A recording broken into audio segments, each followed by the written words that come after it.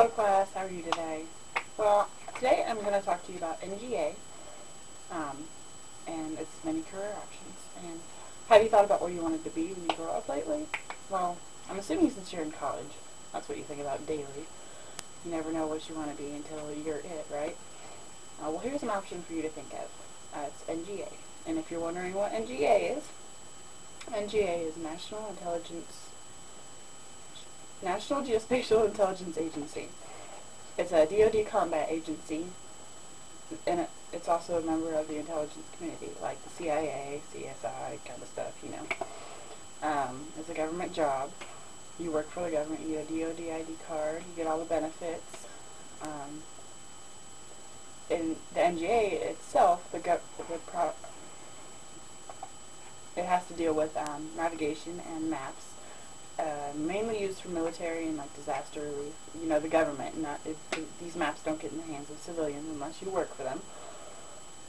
And the reasoning for me telling you this is I just moved to St. Louis, where my dad works at NGA, and he has been showing me the many options that I can go with to be a part of the NGA corporation.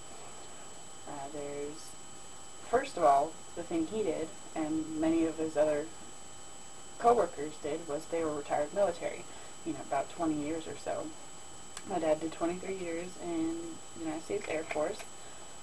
He moved here looking at a couple other smaller jobs, and then he finally got hired on as a janitor, which, you know, doesn't seem like that much, but it got his foot in the door.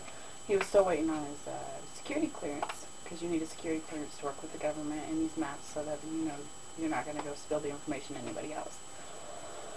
He got his security clearance and he moved his way up to the secretarial position he's at now, which he works for an analyst. And an analyst at NGA, they study the maps, they look at the many different things, and they have to determine what's what and make sure they know that that's a building, that's a road, what street that is. And it helps out the government in many different ways. And you have to know how to read these maps and interpret them to people who, you know, don't know how. That's why there's an analyst specialist, and then they have people who take the information that's interpreted and use it in the ways they need to. And there's another option where myself, as a civilian, you just have to have a college or a high school degree, diploma, and be able to get a security clearance. Is you can become a janitor yourself. You don't have to have any prior experience or anything. And the only downfall to that is it takes 2 years to get a security clearance. So you have to be working the janitor job until you're able to get your security clearance and move up. There's another option, obviously, to anybody who wants to do that field and has thought they wanted to since they started college, is to major in one of their fields like cartography, astrology, geology, any of those sciences, pretty much any science having to do with reading the earth and its reactions. You'll have to do with NGA. So after 4 or 6 years of college, you can get hired on as a, you know, one of the higher ups there and get paid lots of money. That's one of the other options that you can do. And the last option, which I've been looking into, is a student co-op. And there's 2 different ways you can do it. There's a summer hire one, where you work during the summer and go to school during the year, but you get benefits. You get paid a salary from $17,000 to $30,000. You get the benefits, and also you can get tuition assistance. The bad thing about this option, though, is that you're not guaranteed a hire with them. You just have the experience. It's like an internship during the summer.